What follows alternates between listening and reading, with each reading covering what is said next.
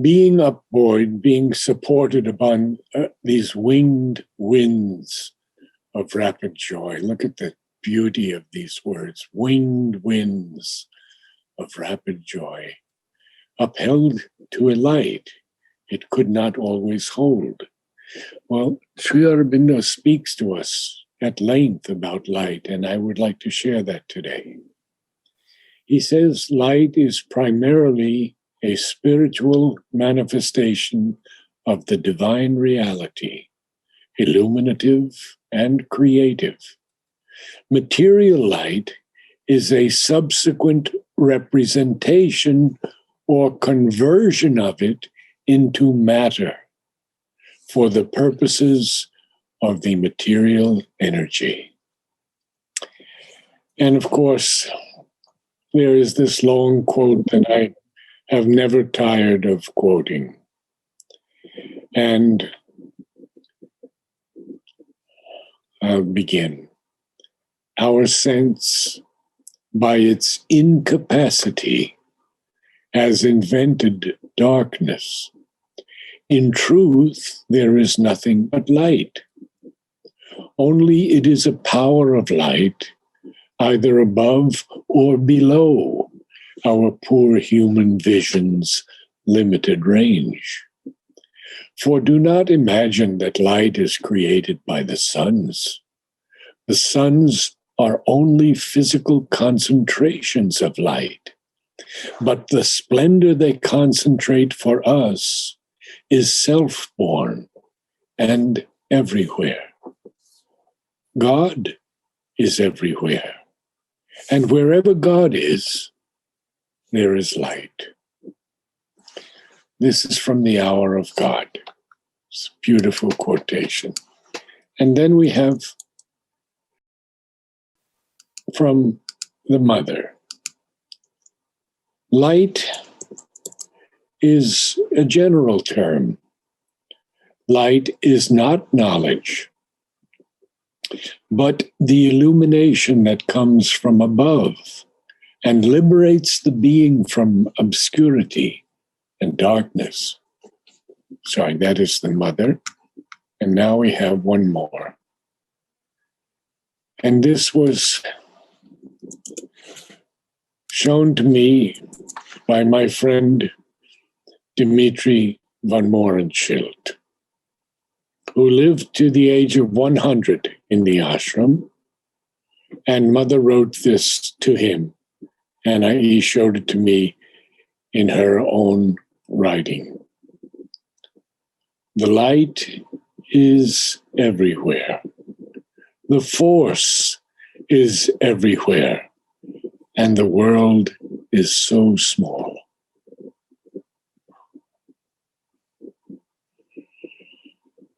And Letters on Yoga, Sri Aurobindo writes, there is a divine light that leans over the world and is not only a far-off, incommunicable luster. The opening of the consciousness to the divine light and truth and presence is always the one important thing in the yoga. And we will go on now to the next page, which is page 44. And there's so much more from Sri Aurobindo in this canto. So let me take us to 44, and we'll be on that for a little while. It's a beautiful passage. Oh. We begin with, it left mind's distance from the truth supreme and lost life's incapacity for bliss. So this incapacity, this lack of strength or qualification, especially to be able to receive something, it lost it in this light that he has received. And then he writes, all now suppressed in us began to emerge. Thus came his soul's release from ignorance, his mind and body's first spiritual change. A wide God knowledge poured down from above. A new world knowledge broadened from within. His daily thoughts looked up to the true and one. His commonest doings welled from an inner light. We see this tremendous progress of the avatar now in a human body, and this progress beginning to emerge. Everything that had been suppressed in us began to emerge. His soul was released from ignorance. And note here that Sri Aurobindo capitalizes ignorance, and we have been through that before. And then there's a comma, because he says it's his mind and body's first spiritual change, not the ultimate, not the intermediate, the first spiritual change. And what happens in that first spiritual change? A wide God knowledge poured down from above. A new world knowledge broadened from within. His daily thoughts looked up to the true and one, both words capitalized, true and one. His commonest doings welled from an inner light. Now, in this sense of the word welled, we have to understand it in a different way. It rises up from an inner light. It springs up as water would gush from the earth. It springs up. It wells from an inner light. Now he says, awakened to the lines that nature hides, attuned to her movements that exceed our ken, he grew one with a covert universe. A few things here to look at. To attune something, it's to bring into a harmony, to bring into an accord or a sympathetic relationship. So he becomes attuned to her movements that exceed our ken. Sri Aurobindo uses the word ken a few times, and it means the range of knowledge or perception, our understanding of something. So he is awakened to the lines that nature, capital N here, hides, attuned to her movements that exceed our ken. He grew one with a covert universe. Now, I always used to say covert, because that was the American pronunciation. But Temi said, no, it's covert. That's the correct English pronunciation. So I use that now. What does it mean, actually, the covert universe?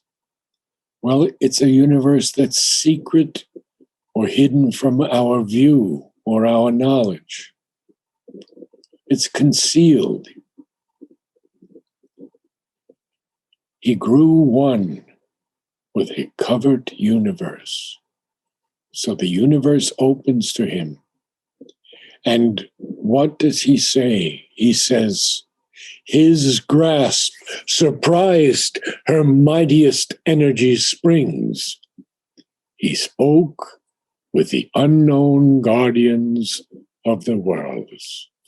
And here we have to take a little moment to understand through some of his disciples, Alok Pandey, Amal Kiran, Madhav Pandit, who these guardians of the worlds truly are. First, from Alok. The great gods who govern the worlds from above.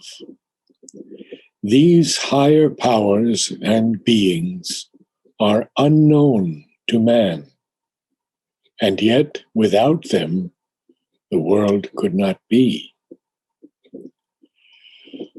Amal tells us the subtle powers behind the surface reality were met by him because of the inner and higher consciousness he acquired, a consciousness by which he was open to a God knowledge and a world knowledge coming to him from above and from within. Madhav Pandit writes in his readings in Savitri, Volume 1, this creation is an ordered manifestation of the divine. There is a central will expressing the originating truth vision, impelling the whole movement. But also, there are special emanations from the divine charged with specific tasks in the organization and maintenance of the emerging creation. These are the gods and goddesses, deities, powers, and personalities that are in charge of their respective domains on different levels of existence. Each world has its own guardians entrusted by the Supreme Creative Spirit with the work of building and furthering the manifestation of the particular truth principle that pushes for expression in that world formula. And lastly, to end the sentence, Sri Aurobindo writes, forms he descried, our mortal eyes see not. To descry something, which is a unique word, is to see something clearly by looking carefully at it, to discover, to perceive it, to detect it. And what does he detect?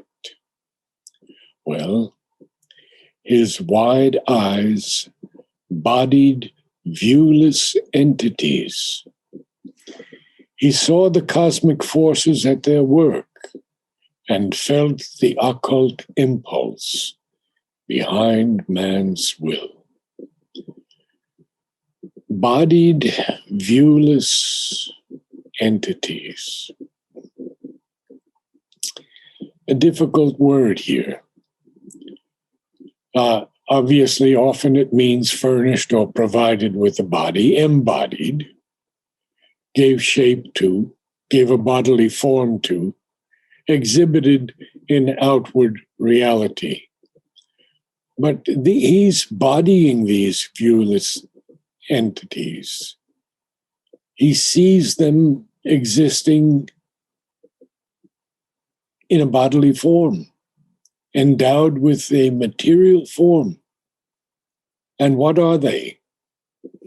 He saw the cosmic forces at their work and felt the occult impulse behind man's will.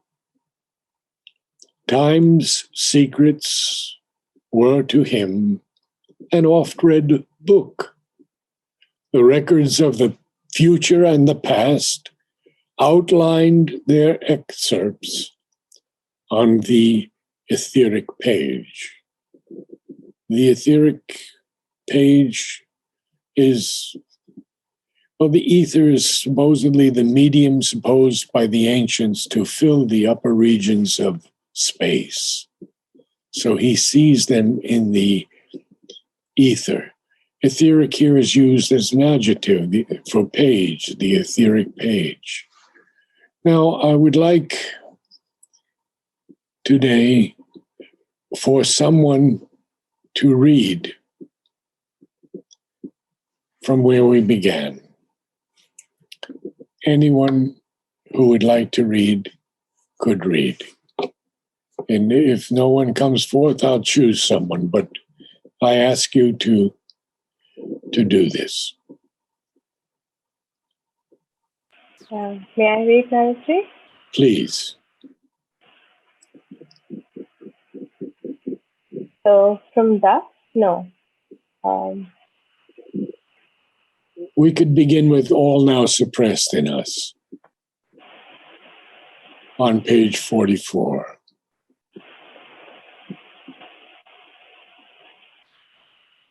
All now suppressed in us began to emerge. Thus came his soul's release from ignorance, his mind and body's first spiritual change. A wide God knowledge poured down from above. A new world knowledge broadened from within.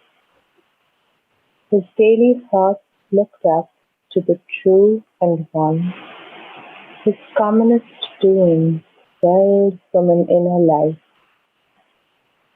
Awakened to the lines that nature hides, attuned to her movements that exceed our ken, he grew one with a covert universe. His grasp surprised her mightiest energies of spring. He spoke with the unknown guardians of the world. Forms he described our mortal eyes see not. His wide eyes studied viewless entities. He saw the cosmic forces at their work and felt the occult impulse behind man's will. Time's secrets were to him an oft-read book. The records of the future and the past outlined their excerpts on the clearest page. Thank you. Thank you, Marjorie. We'll continue then. We have a few minutes yet. One and harmonious by the Maker's skill, the human in him paced with the divine. His acts betrayed not the interior flame. This forged the greatness of his front to earth. Well, this is a difficult 4 lines because we see that Sri Aurobindo, as Ashwapati, has now become one and harmonious by the Maker's skill. And the human in him is pacing with the divine. But, and this was so evident to so many people, his acts betrayed not the interior flame. Sri Aurobindo was so humble that he rarely would say about himself.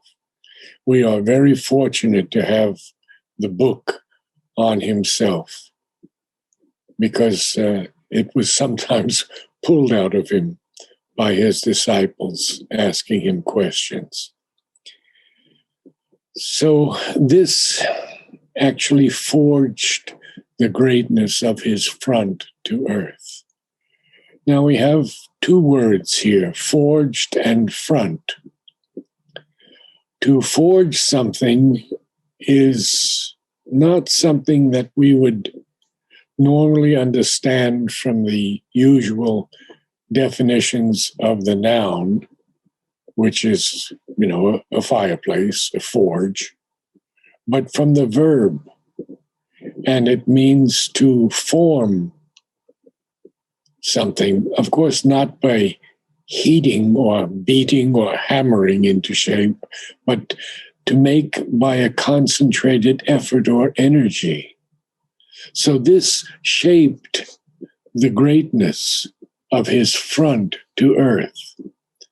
The front is basically here his face, how he faced the earth. There are so many definitions of front, and they can be a demeanor or a bearing, which is very true also in this line. Especially, it says in the presence of danger or difficulty, but we don't even have to go into that here, because what forged his greatness, what forged the greatness of his front to earth, is that his acts were one and harmonious by the Maker's skill, and they paced in him with the divine, and yet didn't betray the interior flame. A genius heightened in his body's cells to increase the quantity or degree of, to intensify, to heighten. A genius heightened in his body's cells that knew the meaning of his fate-hedged works. And Sri Aurobindo gives us a few very important keys to this word that we often call fate. And he says in his letters on yoga, the Indian explanation of fate is karma. We ourselves are our own fate through our actions, but the fate created by us binds us. For what we have sown, we must reap in this life or another.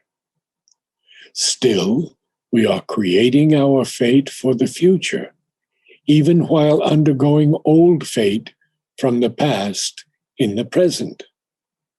This gives a meaning to our will and action, and does not, as European critics wrongly believe, constitute a rigid and sterilizing fatalism.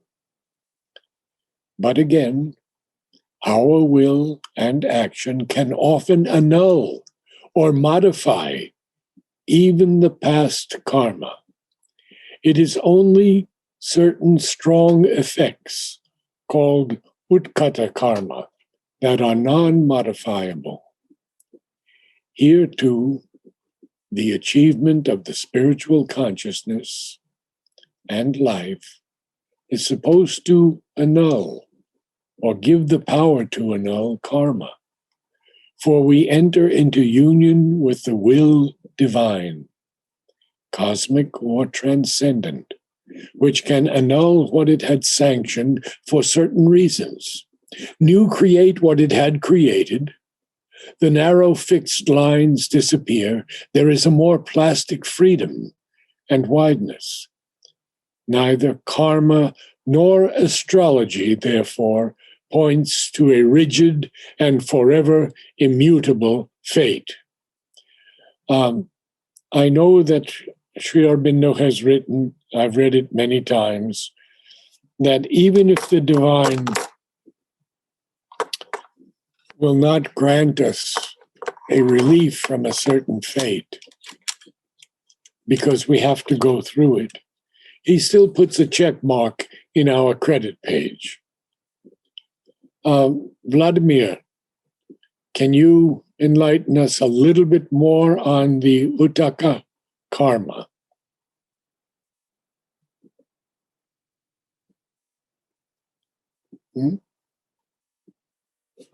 Yes, I cannot really know more. It's a very difficult word to understand, isn't it? No, the word is actually quite easy, but the idea. The concept is, so you can see utkata. That is the hard, harsh, something immense, gigantic, excessive, much, superior, difficult, something more like harsh and rough, and something solid. But yes, what it means in terms of karma most probably something like a residue or some quintessential part of it, or some part which remains anyhow, which has its right to be anyhow, even if it is not attached to you anymore. It will be somewhere there in the in the universal storage, which he also mentions here with this etheric etheric Yes, pages, yes, yes, akashic records, everything exactly. is there. So he's using the same imagery of what is used in the Vedas and post-Vedic literature, Upanishads, by the way. Same ideas are just put into English language. And even these guardians which you were mentioning, he speaks about the guardians of light, the four kings, yes, whom he most probably mentions here because they're capitalized. This Yes, Varuna, Mitra, Yaman, Bhaga, these four great guardians of light who represent the purity of the divine existence, the luminosity of the divine consciousness, the bliss and the force, the power, tapas. So this is Satchit Tapas Ananda, actually, the guardians of light or the guardians of the world. They are present throughout the universe. They are acting upon us, upon yes, everything. But we do not have contact with them. They are unknown to us. yes. Thank you, Vladimir. I will continue so we can finish the sentence, and then we'll pick it up again next week. He says more about fate in Essays Divine and Human. He says fate is God's foreknowledge outside space and time of all that in space and time shall yet happen. What he has foreseen, power and necessity work out by the conflict of forces. And in Essays in Philosophy and Yoga, he writes, this is the great truth now dawning on the world, that will is the thing which moves the world, and that fate is merely a process by which will fulfills itself. So, let me begin from a genius heightened in his body's cells that knew the meaning of his fate-hedged works, akin to the march of unaccomplished powers, beyond life's arc in spirit's immensities. Apart he lived in his mind's solitude, a demigod, shaping the lives of men. We could talk so much on that next week, but I'll finish the sentence. One soul's ambition lifted up the race. A power worked, but none knew whence it came. And so we've used our time today. We'll pick this last part up tomorrow on the powers, the unaccomplished powers, and to the end in the next page. Thank you all for attending. These moments, Thank you, Narad. you're welcome. These moments of Savitri are such a blessing for us to participate in because they give us the opportunity to come closer to Sri Aurobindo and Mother. Namaste. Namaste, Naradji. Namaste.